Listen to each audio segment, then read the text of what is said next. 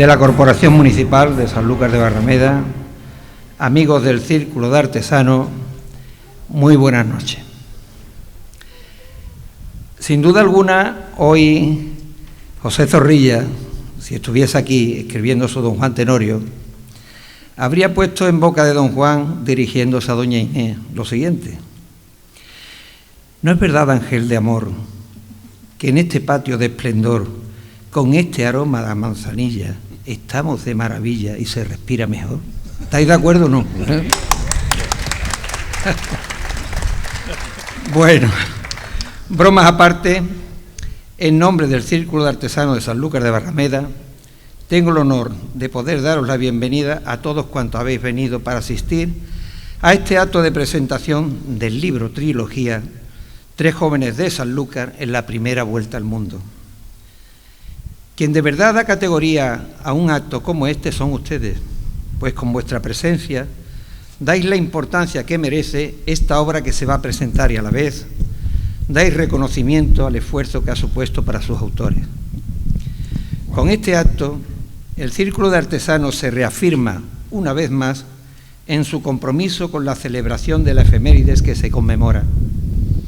Con esa gran epopeya que supuso hace 50 años la culminación en Sanlúcar de Barrameda de la primera vuelta al mundo, después de 3 años de su partida del mismo puerto, arribando con una sola nao de las que partieron y solo 18 hombres de los 200, casi 50, que embarcaron. Epopeya que a nuestro juicio no debiera quedar en el olvido, una vez finalizadas las celebraciones. Y por ello abogamos con vehemencia ante nuestras autoridades para que se acometa la realización de un gran monumento conmemorativo acorde con la grandeza de la hazaña, para que sirva para todos los sanluqueños y cuantos nos visitan de recordatorio permanente de aquellos héroes. Ya el Círculo de Artesanos, con su esfuerzo, ha dejado ese recuerdo inmortalizado en la calle Escuelas, en el corazón de la Sanlúcar que conocieron Magallanes y Elcano, y donde se rinde homenaje todos los años del centenario a aquellos marinos que regresaron a Sanlúcar en la nao Victoria. Las efemérides no deben festejarse únicamente por siglos o fracciones redondos de los mismos. Al igual que todos los años nos felicitan nuestros cumpleaños, sin tener que ser los 25, los 50, los 75. Así todos los años, los días 6 de septiembre, debemos rememorar aquel hecho que tuvo por principio y fin nuestra ciudad. Y por ello, una vez más, solicitamos de nuestras autoridades locales se designe en el calendario dicho día como fiesta local. Añadir que el libro que hoy se presenta y que supone un nuevo aporte a cuanto el Círculo de Artesanos viene haciendo desde hace más de 4 años para la difusión de este hecho tan glorioso, ha sido incluido en las actividades de la Comisión Nacional del Quinto Centenario. Por más que haya de ser incluido de forma protocolaria, en estos actos, la sesión de agradecimiento, el adagio popular dice que es de bien nacido el ser agradecido. Y como buenos hijos de Sanlúcar, queremos agradecer en primer lugar a una persona sencilla, pero con corazón enorme, el que hoy, una vez más, ustedes y nosotros podamos estar en este delicioso lugar. Esta persona es Francisco Yuste Brioso, Paco Yuste para nosotros, nuestro amigo, benefactor y cómplice de todos aquellos proyectos altruistas de nuestra ciudad y socio de nuestra entidad. Por todo ello, Paco, muchas gracias una vez más en nombre del Círculo de Artesanos y te invito a que subas aquí para dirigirte a los asistentes, por favor.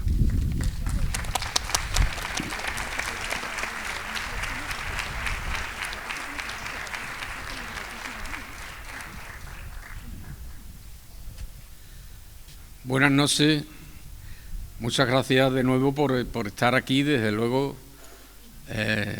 para mí es un honor tener tantas personas aquí, para Argüezo es un honor, y en fin, yo lo único que puedo decir es que agradecerle al Círculo, que también confía en nosotros y confía en que todo esto salga bien.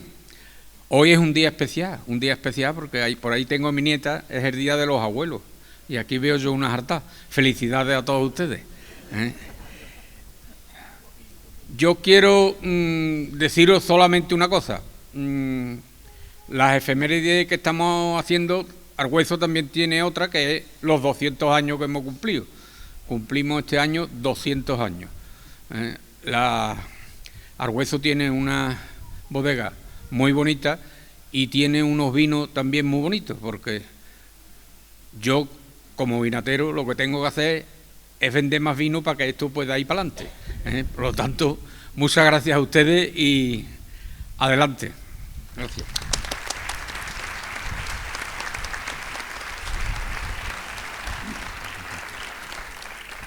Bueno.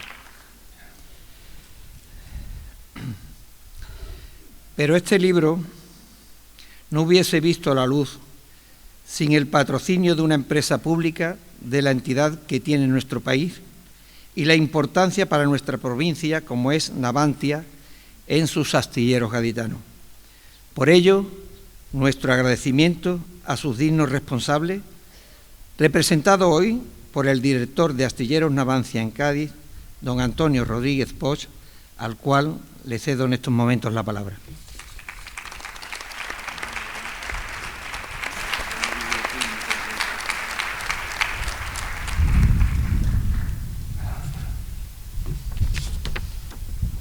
Es muy corto, no os preocupéis.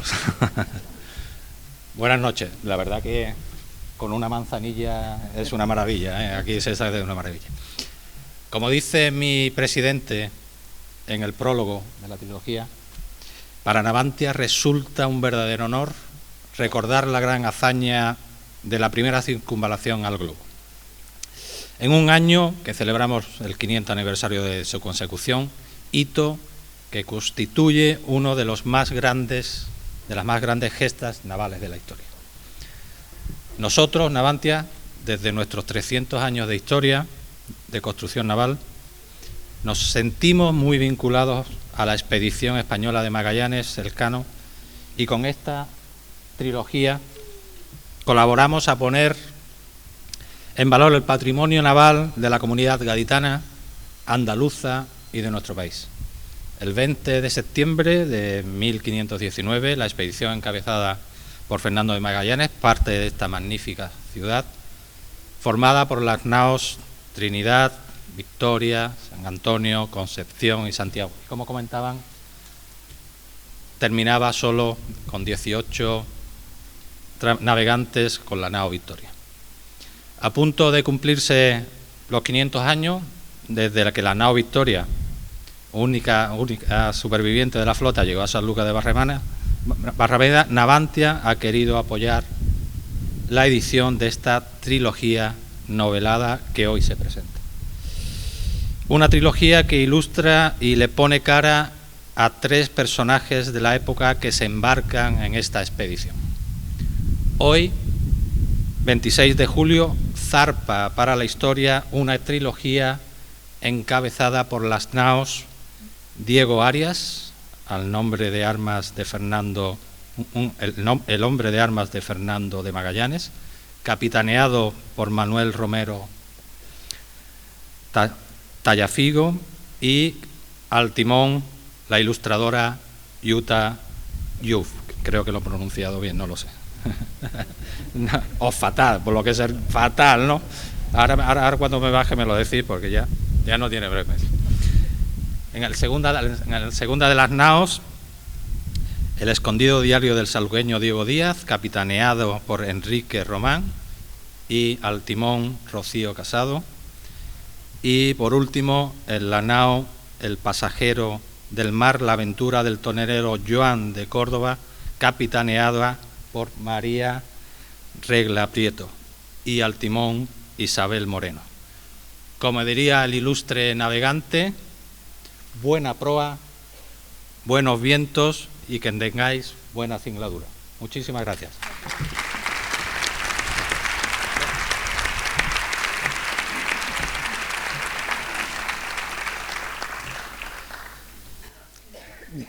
Tampoco queremos olvidar a don Julio Sánchez, el cual ha demostrado ser un interlocutor de la máxima eficiencia y un coordinador perfecto de los contactos con la empresa. Gracias también, Paco Palma, por traer esta noche para nuestro deleite tu música. La música que, además de ser, como dijo alguien, el más bello de los ruidos, lo mismo hace estremecer nuestro cuerpo que lo relaja, pero siempre engrandeciendo el alma.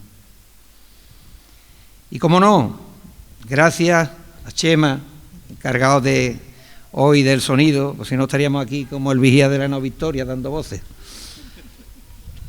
Muchas gracias, Chema, gracias por tu eficiencia. El Círculo de Artesanos tiene que agradecer a los autores de esta trilogía, Manuel Romero Tallafigo, Enrique Román Martel y Regla Prieto, el gran esfuerzo y dedicación que han destinado a esta obra. Pero dejaré que sobre este tema verse a continuación nuestro amigo Paco Pérez Valencia. Toda obra literaria tiene que llevar sus aderezos, como un buen plato que luego hay que degustar y disfrutar. Estos aderezos lo han puesto en este caso, los prologuistas y las ilustradoras, así como el autor de la portada.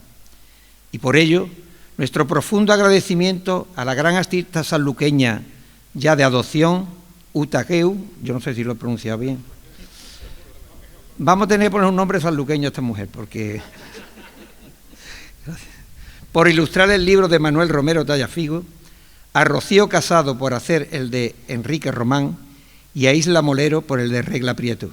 Y, por supuesto, el agradecimiento a Antonio Mejía por la preciosa portada. Asimismo, han sido grandes y elegantes prólogos los de Joaquín Romero al hacerlo con el libro de su hermano Manolo, el de Javier Olaziquiegui con el de su amigo Enrique Román y, por último, Salvador Daza con el de su compañera Regla Prieto.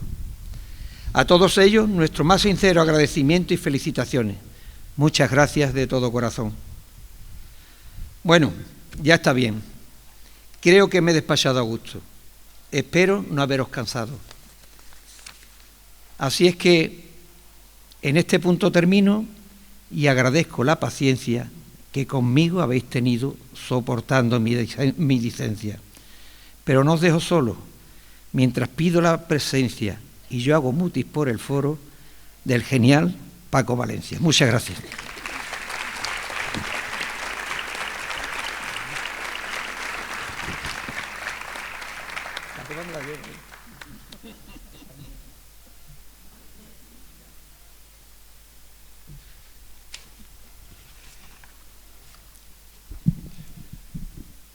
El principio de todo, honrar nuestros valores, nuestra esperanza. El valor de una conmemoración como esta reclama un enorme esfuerzo, un deseo muy grande. El de testimoniar, el de recordar, el de agradecer. Estamos hablando del proyecto humano más grande jamás realizado. Un proyecto que muchos comparan con el viaje a la Luna, pero la comparación tecnológica está absolutamente descompensada y el conocimiento del mismo mundo era tan escaso en 1519 que es imposible dejar de admirar tamaña gesta. Fueron las dificultades y el valor de todo esto lo que dan un verdadero logro a esta dimensión. 5 siglos. 5 siglos son un parpadeo en la inmensidad. Por eso quiero dar las gracias a quienes habéis hecho posible este sueño. Gracias al Círculo Artesano de Sanlúcar de Barrameda. 15 años soñando un proyecto que parece inabarcable desde la soledad. Y 4 años para empezar a soñar este libro. En las palabras de quien ha hablado en nombre de esta casa, José Manuel González, refrendan este deseo a pesar de las tormentas de la ruta que no ha mencionado. Gracias a José Antonio Rodríguez Poch, de Navantia, una sociedad pública dedicada a la construcción civil y militar, la mayor constructora naval del mundo hispano, la más antigua, y hoy también constructora de sueños. Gracias a esta casa, a Bodegas Argüeso, y en su nombre a su capitán Francisco Paco Yuce, para acoger este acto en uno de los lugares más bellos de nuestra ciudad. El silencio y la luz secreta de estas bodegas son el mejor escenario para soñar el mundo. En 1914, los periódicos de Londres sacaron un anuncio por palabras que hoy es una verdadera revolución en el mundo de la comunicación. Se buscan hombres para viaje extremadamente peligroso, sueldo bajo, frío intenso, meses de absoluta oscuridad y no es seguro volver con vida, honor y reconocimiento en caso de éxito. El comandante Shackleton, en las vísperas de una gran guerra que destrozaría Europa y por ende el mundo, esa primera gran guerra mundial, montó una tripulación completa de 28 hombres e incluso un tripulante que iba como polizón. Hay detrás de este modo de liderar, de ser tan certero, tan preciso, algo que lo hace inexorable. 400 años antes, Magallanes está ante un joven rey. Debe ser muy cautivador este personaje como para convencer a no solamente un rey que está madurando, que dentro de muy poco va a ser emperador, sino a toda una corte, a un gobierno capaz de tener a los mejores. ¿Cómo llegó a hacerlo? Con la convicción de quien no tiene más opción. El escritor austriaco Stefan Zweig dijo de él que Magallanes no tenía de patria el país que le vio nacer, sino su obra. Era un obstinado, un anticipador, pero sobre todo hay algo en este hombre que me parece fascinante. Ama lo que hace. Persigue un sueño con el ardor de los que veneran el mundo. Dicen que fue Plutarco el que puso en boca de Pompeyo esa frase que después muchos navegantes, marinos, enamorados de la mar, hicieron suya. Navegare est necesse, vivere non est necesse. Posiblemente pudiera haber sido el lema de aquellos años, de hombres de la mar, de inciertos días, pero sensacionales, fascinantes. Navegar es necesario, vivir no lo es. Por encima de todo había algo superior a vivir, el deseo. Y es que Magallanes nos cuenta algo fundamental con su historia. Todo puede sostenerse si hay un motivo por el que luchar, un sueño, una razón invisible, posiblemente imposible para otros, salvo para sí mismo. Y así, Magallanes monta una tripulación completa, preparada. La corona lo acepta, con condiciones, no más de 5 portugueses. Están en ese momento en un litigio internacional importante, las dos grandes potencias del mundo. Por eso, la flota se europeiza. Vienen hombres de todo el viejo continente, tienen hambre de vida o de gloria. Se sumaron 3 sanluqueños. Magallanes controla todo lo que concierne al viaje, todo. Contrataciones personales, los pertrechos mínimos para lo que puede necesitar, pero por encima de todo es un líder. Conoce a la tripulación. Quizá, o debido a ello, porque ha sido de todo. Marino, soldado, conoce el oficio de navegar, es osado, ha vivido en el peligro, sabe lo que vale la vida, sabe perfectamente lo que necesitan estos hombres y lo que adolecen, sabe cómo tratarlos, sabe qué esperar de ellos, sabe que será inflexible y en caso de peligro extremo, sabe también en quién puede confiar su vida y en quién no. 5 naves en la desembocadura. En la víspera, las playas se llenan de gente de Sanlúcar. Ya hay ganas por ver salir esa flota. Vienen a despedir a los que se marchan a la inmensidad. Y quiero imaginar esa noche para cualquiera de ellos. Incierta, pero excitante. Y quiero imaginarme algunas de las conversaciones entre padres e hijos, entre enamorados. ¿A dónde vas, amor mío?, dice ella. Pero ¿cómo te ha logrado convencer ese loco portugués? ¿Tantas ganas tienes de salir de casa? ¿No eres feliz aquí, conmigo? ¿Por qué a algunos seres no les basta la felicidad de un hogar o el terruño en el que yacer? Algunos se marchan hacia lo invisible, lo imposible, hacia el peligro. 3 sanluqueños embarcaron en la flota. 40 días fueron suficientes para convencerles. 40 días. Para decir adiós a una vida, cuando menos, feliz y bendecida en una tierra como esta. 3 jóvenes sanluqueños de los que sabemos sus nombres y el nombre de sus padres, pero muy poco más. Diego Arias, sobresaliente enrolado en la nao Trinidad, 38 años, hombre de armas, un hombre al que el propio Magallanes confía su vida, recién conocido. Fue leal hasta la muerte de su capitán general en Mactán. Culto como un bardo de Troya, era capaz de cantar canciones de guerreros en aquellas noches inciertas.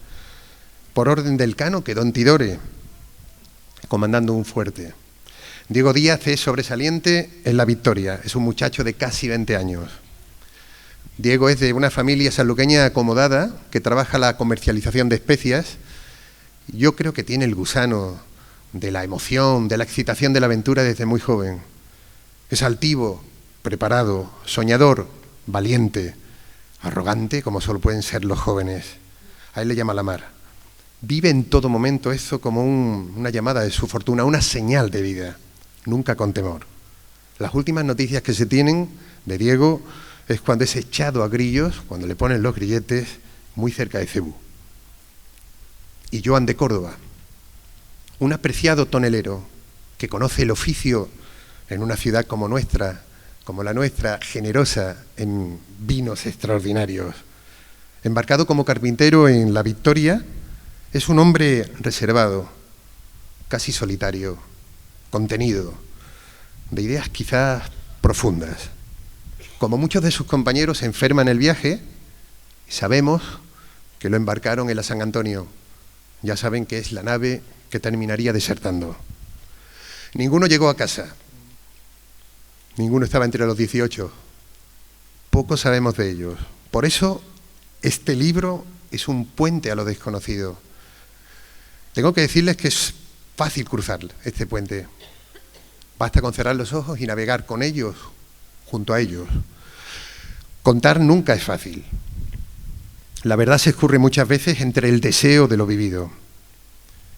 La profesora doctora Paula Herrera Diz, de la Universidad de Loyola, una especialista en fake news, piensa, con lo que importa ahora las verdades, las medias verdades, que aquella flota estuvo llena de propagandistas, ¿cierto?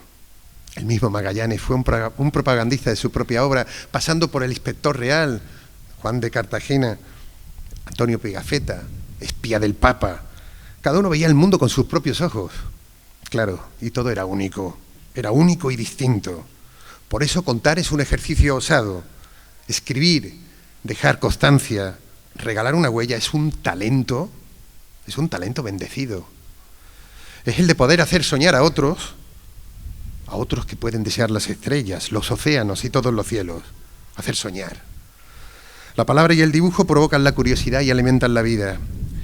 Y lo cierto es que cada uno de los 247 marineros deberían de haber sido contados en un libro como este. Esta es la historia de 3 de ellos, de 3 de los nuestros. Ha hecho falta deseo, mucho deseo, hambre de vida y sentir la deuda con esta ciudad. Y esto es importante decirlo. 3 escritores, 4 ilustradores. Todo para hacer llegar a nuestras manos, como así quizás pudieron desear Diego Arias, Diego Díaz, con aquellos posibles cuadernos que sirvieron de diario, o a lo mejor para poder acompañar en los pensamientos del infortunio de su viaje, quizás su último viaje, de un Joan de Córdoba. Esta es la magia del talento, hacer posible la bondad de vivir, quizás de comprender, de acompañar la gesta de 3 personas. De Diego Arias nos habla Manuel Romero Tallafigo, un hombre de minas, de pasadizos, de cavernas, entre palabras escritas antiguas y lejanas, palabras entre las que la verdad debe luchar con ahínco entre mentiras escondidas, para no ser puesta en duda, palabras que se deben descubrir. Fondos de mapas y libros que ahogarían a cualquier descuidado entre legajos y documentos de los que Manuel ha sido custodio. Catedrático emérito de la Universidad de Sevilla, 43 años como investigador y docente en las ciencias de la paleografía, la diplomática y la archivística, ha sido facultativo del cuerpo de archiveros, bibliotecarios y arqueólogos del Archivo General de Indias durante 11 años, y por eso ha tenido el privilegio de recorrer en soledad pasillos sumergidos de palabras, de mapas oceánicos, de tratados de fauna y botánica para sentir la historia como algo apasionante. Hoy, Manuel puede saltar a la ficción y puede hacerlo con todo lo que sabe. Puede poner voz a un hombre singular, valiente, capaz y leal. Y para ello le acompañan las ilustraciones de Uta Geup, sanluqueña, nacida en Friburgo, Alemania. Ella refresca las páginas de este libro de un color intenso, vibrante, de un dibujo enigmático que hace pensar, te retiene buscando, te hace construir convirtiéndote en creador. Con una personalísima identidad artística, nos entrega unos rasgos de un Diego Arias que está pleno de vida, con una juventud madura y honesta. Esta artista, vinculada a los preceptos del pop, tiene referencias constantes en su trabajo a la fuerza icónica de Warhol, a la capacidad mutante de Rauschenberg, a la magia orgánica de Arp o a las formas blandas de Dubuffet. Uta se entrega a la vida con la fuerza radiante del color. De otro de los protagonistas, más joven, pero con la misma fuerza y ardor de vida, Diego Díaz, nos entrega el valor de su diario encontrado, Enrique Román Martel. Este autor ha quedado atrapado por este viaje que conmemoramos. Cuando uno habla con Enrique sobre esta gesta, verá que sus ojos se encienden. Creo que sabe del verdadero valor de cuánto significó este viaje. Enrique es un hombre de distancias cortas. Así escribe. Uno llega a sentir la complicidad y el afecto del protagonista como alguien verdaderamente cercano. Y es porque su autor se siente bien entre las personas. Maestro y licenciado en psicología, ha conducido equipos en la educación y en el deporte. Hoy es presidente del Círculo de Artesanos de nuestra ciudad. Como digo, es el apego al grupo, a las personas, el que le hace contar la dureza del viaje como si hubiera estado entre ellos. Y como Magallanes, tuvo un sueño y lo peleó. Quiso dejar constancia del amor a la vida de 3 jóvenes de Sanlúcar, embarcando él mismo en el proyecto más fascinante que nos ha brindado nuestra historia. Este libro da fe de ello, y a ese sueño se entregó. Le acompaña la mirada precisa de una creadora, Rocío Casado de los Reyes. Rocío sabe del valor del arte, ese que surge por convicción, por apego a la vida, por amor, pase lo que pase, incluso ante tormentas exageradas y críticas desmesuradas e incapaces, lo sé muy bien, que lejos de hacerla vulnerable, enfatizan su deseo y su fuerza expresiva. Rocío tiene mano espléndida, dibujo elegante y natural, de color sutil. Su trabajo es un respeto a la vida exquisito. Formación escultórica en la Facultad de Bellas Artes de la Universidad Complutense de Madrid. Quizás por este mismo motivo el origen de ese trabajo escultórico se deja sentir de forma muy disciplinada en su idea del dibujo. Rocío es la adecuada para dar rostro a Diego Arias. Mirada serena, profunda e inapropiada madurez para un muchacho que lleva dentro un ser radiante. Ojos sumergidos en miel amontillada, y suyo es un mapa donde poder entender tamaña gesta, justo lo que es cruzar el cabo de las 11.000 vírgenes. Y Joan de Córdoba, un ser sensible y profundo, que no podría ser mejor compañero en una historia que con María Prieto, escritora de raza, de las de siempre, de las que cierran los ojos y descubren el alma, adoratriz de palabras y con ellas los relatos, escritora nocturna, febril, silente. Su último libro, Magallánica, con editorial Renacimiento, surge precisamente de esa luz en la oscuridad. Doctora en Filología Clásica por la Universidad de Sevilla, respeta el divino valor de las palabras. Ha sido directora de los servicios comunitarios de Sanlúcar y es una activa partisana en favor de la cultura. Busca todos los medios expresivos que le hagan falta. para luchar por su sueño. Ha dirigido piezas audiovisuales, teatrales, performáticas, escribe mucho. Junto a Salvador Daza, su compañero, ha contado las vidas de personajes dignos del gran drama del mundo, entre la santidad y el crimen. Un naufragio, en 2006, nos abrazó a los dos en un bellísimo libro. Isa Molero pone rostro a su Joan de Córdoba. Nos muestra a un joven de mirada ajena, meditabundo, casi nostálgico, resuelto con una elegante grisalla de dibujo limpio y ordenado, como un dibujo antiguo, aunque eterno. Su autora practica el dibujo precisamente como un ritual al que perteneció desde la misma infancia. Arquitecta, diseñadora, ha dedicado su vida a agradecerla. Son los espacios y sus interiores, el diseño y el eterno dibujo, sus inagotables compañeros. Este es el modo con el que ella conecta con el mundo. Sus dibujos se construyen desde un sobrio blanco y negro, pero Isa provoca puntuales destellos de color, dando a sus obras una bella sensación de vida, la misma que quizás pudo intuir en algún momento nuestro Joan de Córdoba en algunos de aquellos días de mar serena. La ilustración en la que Joan despide a Sanlúcar es de color lafón, una estampa de una melancolía bellísima. Y antes de dar la palabra a quienes han hecho posible el disfrute de estas vidas, no puedo dejar atrás a los tres prologuistas de este atlas de emoción. Ellos conocen muy bien a sus autores y por eso nos introducen con una verdadera complicidad. Joaquín Romero Tallafigo nos recuerda el valor del novelista escondido entre la historia que hay en su hermano. Javier Olaciregui nos destaca cómo las palabras son capaces de viajar en el tiempo y en el espacio. Y Salvador Daza, autor de nuestro himno de la circunnavegación, nos recuerda que la literatura es el complemento de la historia ideal, pues llega a territorio donde las limitadas fuentes documentales no podrían, ni sería honesto que llegasen. Y Antonio Mejías es el cuarto ilustrador. Es el autor de una portada secreta para este libro, secreta como un pecio hundido en el tiempo. Este pintor, profesor titular de Artes Plásticas y Diseño en la Escuela de Artes de Jerez, nos regaló una de las exposiciones más bellas que he podido ver en Sanlúcar, en un homenaje a su amor perdido. Y por fin, en el centro de todo, Sanlúcar de Barrameda. Sanlúcar de Barrameda y el mundo. El mundo conocido cambia tan rápidamente. Un 20 de septiembre de 1519 se inicia un proyecto que cambia el mundo para siempre y Sanlúcar permanece.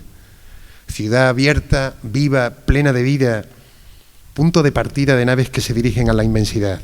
Todo estaba allí, frente a la desembocadura, frente a nuestro pueblo, y allí nos esperaba el mundo.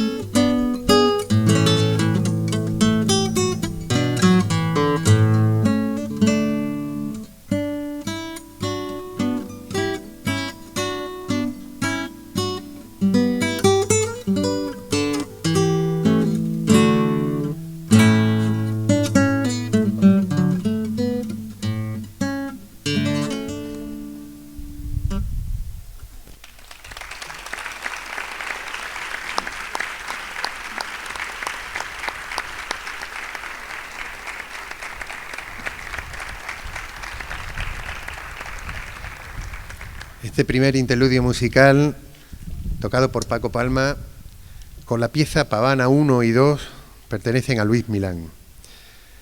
Y ahora vamos a escuchar en voces de sus escritores, a estos personajes tan nuestros. Manolo Romero Tallafigo y su Diego Arias.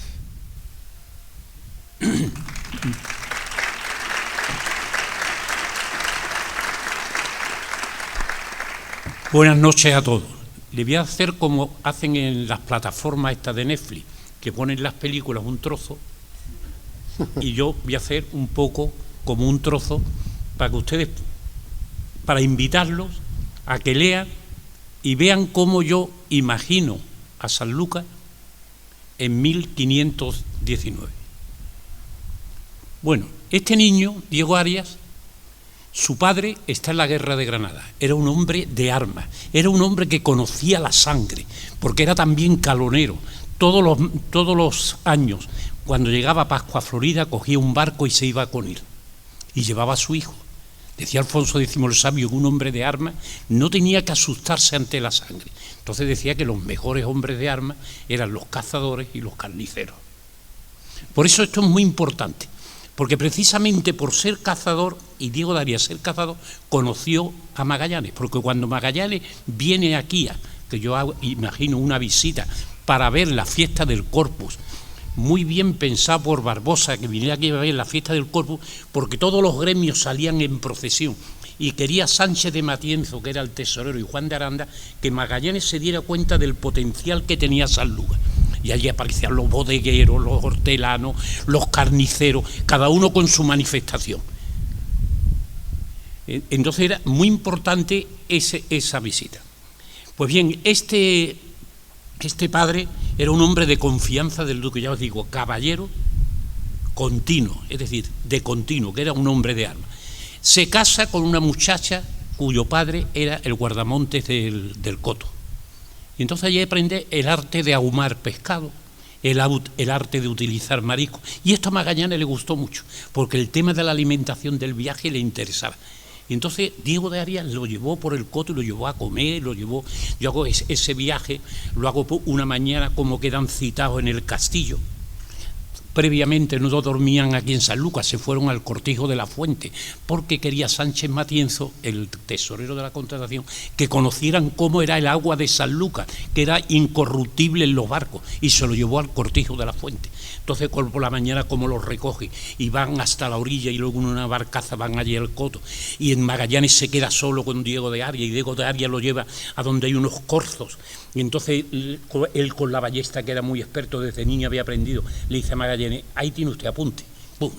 Y se hacen amigos. Y la comida que hacen en el Coto, como ven la cocina sanluqueña, las frutas de la época, en aquel Corpus Christi del año 1518.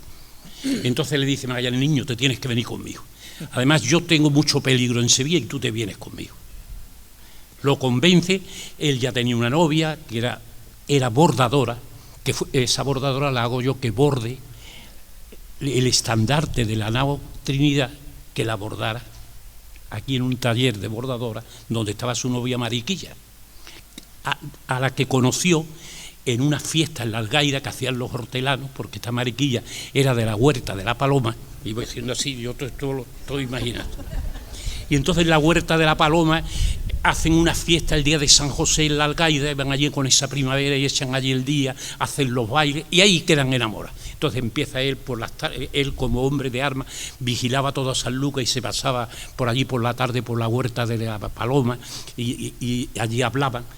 En fin, el convite que hace la duquesa para invitar a Magallanes, cómo lo prepara el trinchador con el despensero, un viaje por todas las Sanlúcar, porque el trinchador, el carnicero decía: esta carne me gusta, pero el trinchador, pero a mí no me gusta, porque yo, como no se usaba tenedor, el trinchador era el que preparaba las carnes, y decía: no, esta me gusta porque quiero yo trincharla bien, que todo el mundo diga que bien cortada está la carne. Allí en el Coto hago que conozcan al yeguarizo de los duques, el que se encargaba de unir las yeguas, de unir las burras con los caballos, que eso me lo dijo Uta, para hacer mulos. O sea, todo esto, toda la vida de salud. Llevan, por ejemplo, al Ruiz Faleiro, sabe muy bien Diego Arias, diga, Ruiz, venga usted aquí a la torre del homenaje del Castillo de Santiago y vea usted las estrellas. Y él se queda pasmado del cielo de San Lucas, entonces sin contaminación lumínica, una comida que hacen allí. Luego, Diego de Arias, como era un hombre que manejaba la espada, y ya voy a acabar, en Sevilla, Ruiz Faleiro, yo por el inventario de sus bienes tenía 2 espadas porque le gustaba la esgrima. Pues visita Magallanes con Diego Arias y entonces allí en el patio de la Casa de Sevilla, Diego de Arias hace allí un combate de esgrima con Ruiz Faleiro. Pues tienen una emboscada en el barrio Santa Cruz y allí ya nuestro hombre de armas, un sanluqueño apuesto, un sanluqueño conocedor, sin miedo a la sangre, pero cariñoso. En fin, y ya con esto termino. Magallanes confía en él porque Magallanes, cuando ve a su hermana perseguida allí en Portugal, renuncia a todos sus bienes con autorización de su esposo, y entonces Magallanes le encarga a Diego de Arias que vaya a Portugal, y llega a Portugal, a Oporto, un Viernes Santo por la noche, y va a ver a la hermana de Magallanes que estaba en un convento. Yo rememoro el viaje por Extremadura. En fin, me permite ver todas las relaciones familiares, cómo él vuelve a Sevilla, en fin, que yo conociendo lo que era la corte aquí ducal, cómo los gremios que había en Sanlúcar, y todo esto, yo me centro, hago un canto a la Sanlúcar que yo imagino desde las fuentes documentales, porque el catálogo de personajes que publicó Velázquez Castelo, donde pone el cocinero, el músico, el sumiller, el botellero, el que barría, el que bordaba la duquesa, todos esos cargos están en ese libro, y yo los he ido mezclando, entonces he jugado con la historia, pero dándole vida y haciéndolo asequible. Lo único que me faltó, como me lo dijo Uta, es describir cómo era físicamente. Me dijo Uta, y entonces yo digo, Uta, pues tú, después que has leído la novela, haz tú la imagen, y yo, cuando tú hagas la imagen, yo digo que tenía el pelo rizado. Y nada más.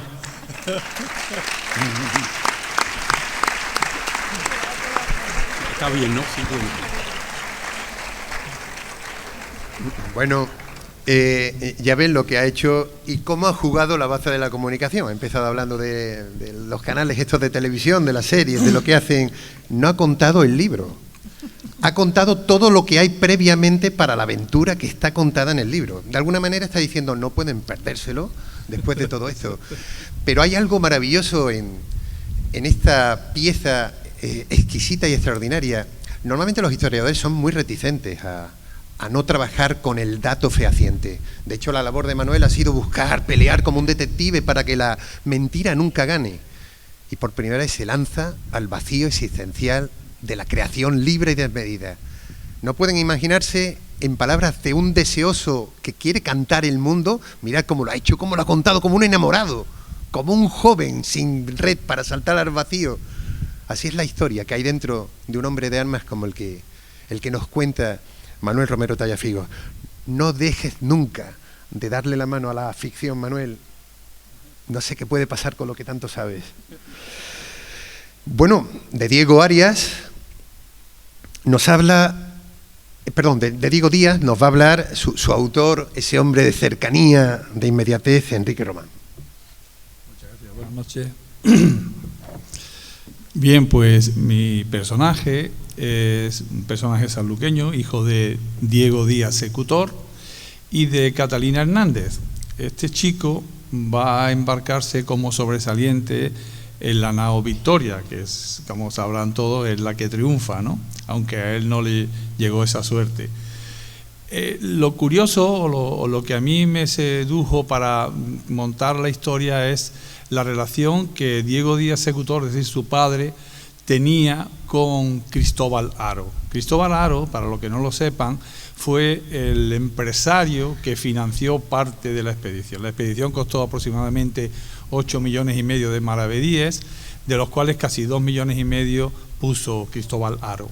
Y este Diego Díaz Secutor, es decir, el padre de este joven, Diego Díaz, era una especie de representante de Cristóbal Haro aquí, en esta zona, la zona de Sanlúcar, Sevilla, Sanlúcar. De hecho, De hecho, es Diego Díaz Secutor quien administrará las 528 quintales de clavo que trae Elcano.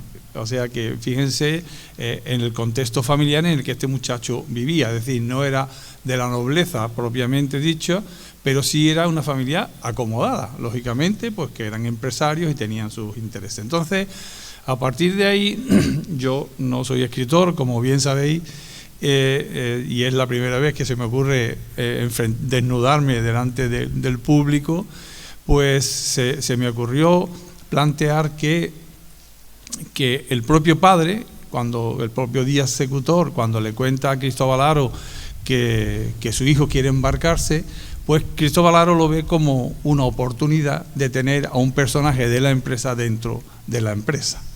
Entonces era una manera, porque bien sabéis que la situación era muy compleja, ¿no? Los portugueses, los castellanos, las nacionalidades, todo eso era muy complejo y había mucho dinero puesto, ¿no? Pues era una manera estupenda de tener a su hijo un poco como vigilante, ¿no? Por decirlo de alguna forma. Y a pesar de que su padre en un principio no quería, parece que este efecto, esta situación, provoca que se pueda alistar el hijo, que el hijo estaba encantado de alistarse. Diego Díaz además va a tener una coincidencia con Joan de Córdoba, porque tanto el uno como el otro van a ir en la nao Victoria. Entonces nosotros en un momento determinado, aunque bien habíamos decidido que las 3 novelas tenían que ser totalmente independientes sin que nos cruzásemos ideas para no afectarnos, para no condicionarnos, pero había una cosa innegable y es que yo tenía que hablar con regla de los dos personajes, que en algún momento tenían que cruzarse en la Victoria y tenían que tener conversaciones, ¿no? Y así fue, y tuvimos que hacer algunos cambios, ¿no? Especialmente yo, para que encajaran esos personajes, ¿no?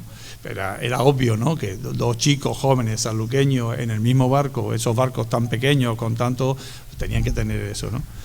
Entonces, yo parto un poco por esa simpleza, digamos, de mis conocimientos literarios, pues de un diario de a bordo en el que voy a contar lo que fue la historia del viaje, el viaje que dura el viaje de Diego Díaz, lógicamente, ¿no? Y todo lo que se narra históricamente es absolutamente cierto, está datado y está constatado, pero evidentemente yo he tratado de novelarlo, he introducido una serie de diálogos para hacerlo un poco más atractivo, ¿no? Y en fin, también le pongo su parte de enamoramiento, de romance, también hay ahí un pequeño romance con una nativa, y eso a lo mejor le cuesta un poco a Diego Díaz en su trayecto, ¿no? Tengo que decir que tanto Javier Olacidegui, el que ha prologado mi novela, y Rocío Casado, que la ha ilustrado, han visto enseguida lo que yo pretendía contar, y yo creo que cuando miro el personaje es que es el personaje en el que yo había pensado, ¿no? Nosotros, y ahora tengo que hablar un poco ya no del personaje, pero necesariamente tengo que hablar de cómo surge este proyecto porque lo veo de justicia, ¿no? Esto surge hace pues casi 4 años, que nos cogió evidentemente toda la pandemia por medio, eso creó algunas dificultades, y voy a utilizar le voy a robar a regla unas palabras que dijo ayer ella en el acto que tuvimos en Cádiz, cuando dijo que la primera palabra con la que empieza el libro es curioso y la última con la que termina el libro es sueño. Y efectivamente esto ha sido como un curioso sueño. Había soñado que esto teníamos que hacerlo. Creo que nunca antes se había hecho algo parecido en Sanlúcar, yo no lo recuerdo ni conozco algo parecido. Creo que nunca antes se le había ocurrido a alguien embotellar un vino con las caras de los personajes, ¿no? Creo incluso que nunca antes, porque los que conocíamos un poco de la historia siempre habíamos oído hablar de que había 4 sanluqueños, y bueno, fue a raíz del inicio de un estudio que empezamos a hacer un compañero mío, José Antonio López, y yo, sobre los personajes, sobre los marinos que fueron, cuando descubrimos que había una duplicidad. Y de hecho Sanlúcar tiene 4 calles en nombre de los 4 sanluqueños y ahora resulta que son 3. Vamos a tener que cambiar una calle. Pero bueno, el caso es que la historia, claro, van pasando los datos y nadie se ha fijado en ese momento en investigar un poco. Cuando hemos investigado, hemos descubierto que efectivamente Diego Arias también era conocido como Diego Jiménez. Y eso lo explica muy bien Manolo cuando habla de los apellidos, que no es necesariamente como hoy son, en nuestro caso, ¿no? El del padre primero, el de la madre después y esas cosas, ¿no? Y a Diego Arias se le conoce de muchas maneras, Diego Arias, Diego Jiménez. Diego era el vicario parroquial, fue el que le bautizó, era pariente de la madre. Pues vamos a ponerle el apellido, porque en aquel entonces era así la cosa. Le pusieron Arias. Y entonces también el cura protegió al niño. ¿Sí? O sea, por eso digo que esas confusiones son posibles, y de hecho es así, ¿no? Pero insisto que ha sido muy complejo hacer todo esto, ha sido muy complejo ponerlo en la calle, el libro.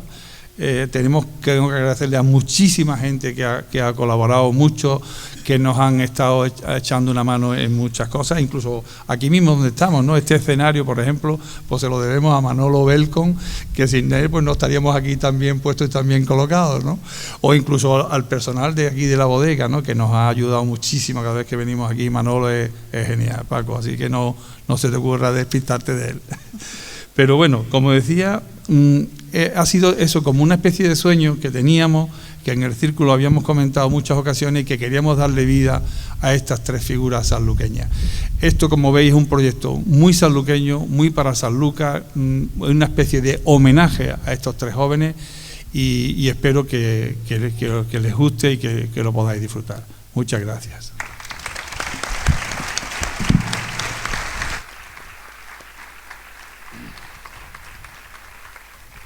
Enrique fue nominado como el mejor entrenador en la Liga BAU de baloncesto porque es un hombre que se pega mucho al equipo, que escucha mucho a la gente, que se mete dentro. No lo hace con alaracas, con estridencia, lo hace con sutileza y con amistad. Creo que algo de todo esto subyace en la relación que el lector puede tener con su personaje.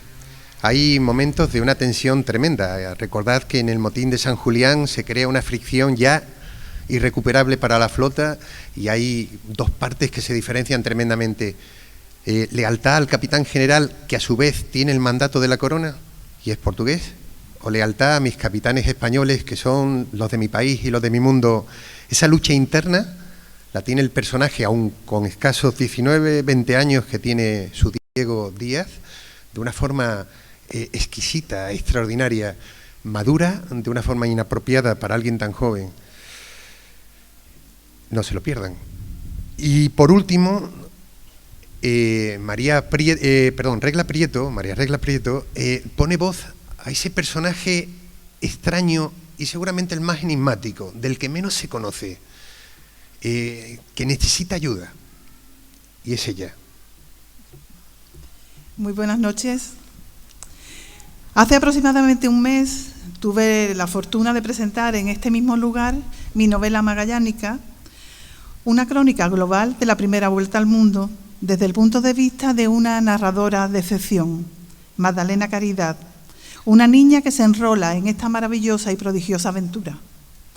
Para escribir esta novela me había pasado unos 3 años estudiando y documentándome sobre este viaje. Y por esos inexplicables azares de la vida, cuando acababa de entregar el manuscrito de Magallánica a la editorial Renacimiento, me llamó el presidente del Círculo de Artesanos, Enrique Román, y me propuso el reto de sacar del olvido y darle voz a uno de los 3 sanluqueños que viajaron en la expedición hacia las Molucas. Un proyecto que desde el principio me pareció atractivo, estimulante, fantástico, maravilloso, de verdad. Además, como el tema, la primera vuelta al mundo, así como las vicisitudes que ocurrieron a lo largo de esta portentosa odisea, abren un universo inagotable de posibilidades, acepté el reto, pues como le dije entonces a Enrique, acababa de bajarme de la nao Victoria frente al muelle de Zanfanejos, como se llamaba entonces el puerto de Bonanza, de la mano de mi protagonista, Magdalena, tras dar la vuelta a nuestra redonda tierra. La investigación ya la tenía hecha y en mi cabeza aún resonaban los ecos, los detalles y las voces de esta gesta increíble. El personaje que debía rescatar de las brumas de la historia se llamaba Joan de Córdoba. Como los otros dos, era y es un desconocido del que apenas se sabe nada, solo su nombre, su oficio y la nao en la que viajó, la Victoria. Estos son los tenues y ligeros mimbres con los que he contado para poder tejer el tapiz de una vida que podría haber sido posible y que lo es y lo será gracias a la literatura. Veamos. Su nombre, o más bien su apellido, de Córdoba, me sugería un origen no exento de peligros para la época. Muchos judíos se vieron forzados a convertirse al catolicismo tras la creación de la Inquisición en 1478, que persiguió sin piedad durante todo el final del siglo XV y principios del XVI lo que se llamaba la herejía judaizante. La mayoría de estos conversos no solo se vieron abocados a abandonar sus creencias, su religión, sino que si querían permanecer en los reinos de Castilla y de Aragón, debían cambiar su nombre y protegerse bajo una nueva identidad. Fue muy frecuente que adoptaran como apellido el nombre de sus ciudades de origen, como Toledo, Sevilla, Jaén o, en este caso, Córdoba. Así pues, decidí que mi personaje iba a pertenecer a una familia de judíos conversos. Y en esos turbulentos años, en las primeras décadas del siglo XVI, muchas de estas familias, aterradas y huyendo de la Santa, encontraron amparo y protección bajo la Casa Medina Sidonia, en la zona del Bajo Guadalquivir, y se instalaron en sus territorios. Por ello, el joven Joan, el más pequeño de los 4 hijos de Joseph de Córdoba y el único de ellos que nació en Sanlúcar, se encuentra en nuestra villa en el año de 1519, cuando la expedición de Magallanes pasó más de 40 largos días atracada en la villa. Respecto a su oficio, que era la otra pista que teníamos certera sobre su existencia y su persona, a pesar de ser el hijo de un afamado ebanista y haber crecido entre maderas, Joan, aún muy joven, casi un niño, va a entrar como aprendiz en una tonelería y en poco tiempo, debido a sus habilidades y a su seriedad en el trabajo, formaría parte de la plantilla fija. En el siglo XVI, en la villa de Sanlúcar, hubo una floreciente industria tonelera y nuestros toneleros eran considerados los mejores del reino. Ello tenía mucho que ver con la actividad comercial de la Casa Medina Sidonia, pues necesitaban muchos de esos recipientes para sus almadrabas y para el importante intercambio comercial que tenían con ciudades italianas, con Inglaterra y Flandes, así como con las costas atlánticas de África y también con las Canarias y con Berbería, desde donde traían y comerciaban con fruta, almendras, dátiles, cueros, pieles y se exportaba trigo y paños. ¿El por qué? Las motivaciones que llevarían al hijo pequeño de una familia de judíos conversos a enrolarse en una expedición como la de Magallanes es uno de los temas que se desarrolla en esta novela. Cómo el ansia de aventuras y la esperanza de una vida mejor se convierte en el estímulo de generaciones y generaciones de hombres que se echaron a la mar y consiguieron, muchas veces a costa de sus propias vidas, ampliar el mundo conocido. El hecho de que Joan de Córdoba viajara en la misma nao, en la Victoria, como ha comentado Enrique, en la misma nao que otro de los sanluqueños, Diego Díaz, me ha llevado a disfrutar de toda una experiencia literaria. Pues Enrique Román, que ha dado vida a Diego, y yo misma, nos hemos tenido que transmutar los dos en esos personajes y compartir con ellos su tiempo de navegación. Hemos hablado entre los dos de ellos, como si fueran nuestros amigos de toda la vida, esos dos personajes del pasado, intercambiándonos las experiencias de ambos, cada uno bajo su particular mirada, así como las vicisitudes de la navegación.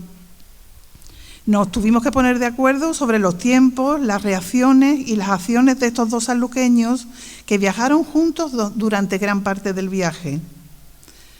Cada uno, Enrique y yo, hemos escrito nuestra propia novela, pero ha sido necesario unir las experiencias de los dos debido a que nuestros personajes eran compañeros de viaje y compartieron sentimientos, miedos e intrigas en el pequeño espacio de una nao en medio del océano. Y de ello trata esta trilogía, de tres miradas distintas, peculiares, de tres hombres anónimos que no pasaron a los anales de la historia con H mayúscula, pero sin los cuales no se hubiera producido el milagro de la primera vuelta al mundo.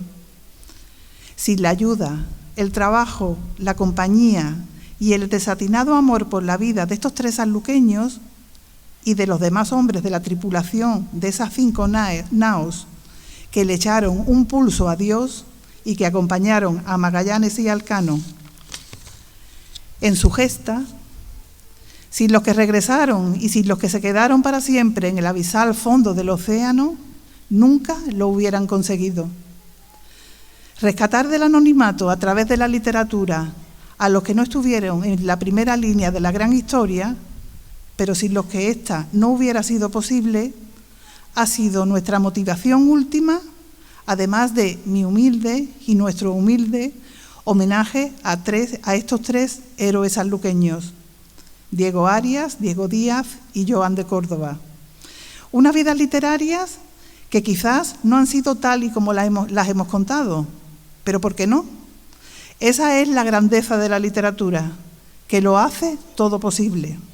Espero de corazón que disfruten muchísimo con estas tres novelas. Muchísimas gracias.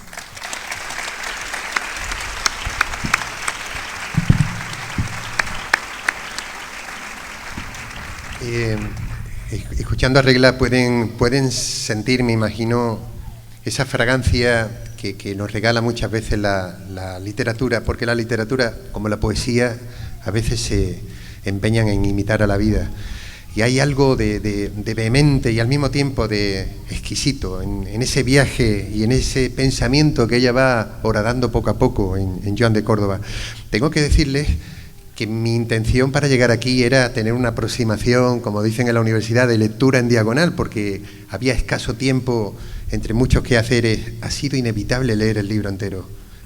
Es un enganche absoluto. Hay un deseo por saber un poco más. Y he tenido que preguntar, como un niño pequeño, qué era verdad y qué no. ¿Existió Mariquilla? ¿Fue aquella amante de Diego Arias? ¿Realmente peleó con esa intensidad Diego Díaz al lado de sus capitanes españoles?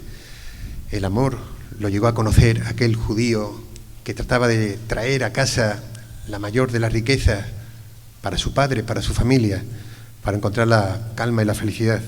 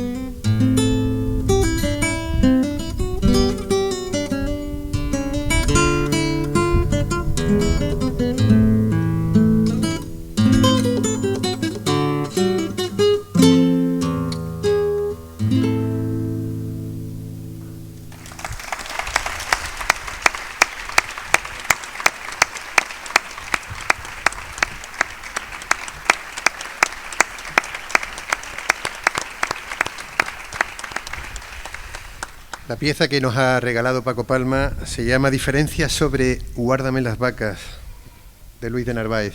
Gracias, Paco. Nuestro cierre es para Sanlúcar de Barrameda. Suele suceder, y esto podemos verlo todos los días del año, que muchos de nosotros, muchos de los sanluqueños, hacemos paradas, hacemos pleitesía a la vida en el ocaso, en el atardecer, posiblemente uno de los atardeceres más bellos del planeta, y quien ha viajado lo sabe.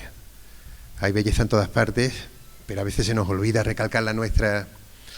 Cuando yo era niño, mi abuelo Paco, dice Machado que la verdadera patria es la infancia que vivimos. Claro, cuando yo soy niño encuentro todo eso tan magnífico, tan desproporcionado de escala.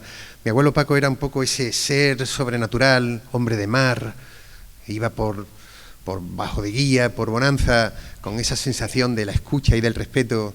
Cuando hablaba callábamos y aquello nos parecía a todos los nietos admirable. Él se empeñaba cada vez que paseábamos con él por el paseo marítimo, en que mirásemos el ocaso y que hablásemos al sol. Nos decía, ¿veis ese sol? Ese es el mismo que está allí lejos. Ese es el que está ahora en América. Decidle hola a vuestra tía. Teníamos una tía que vivía en Estados Unidos y nosotros decíamos de alguna manera a mis primos, mis hermanas, hola, ¿cómo estás? Nos hemos hecho mayores todos nosotros y creo que todos seguimos enganchados a ese ocaso como si tuviera una conexión distintiva o diferente, algo secreto, algo muy nuestro.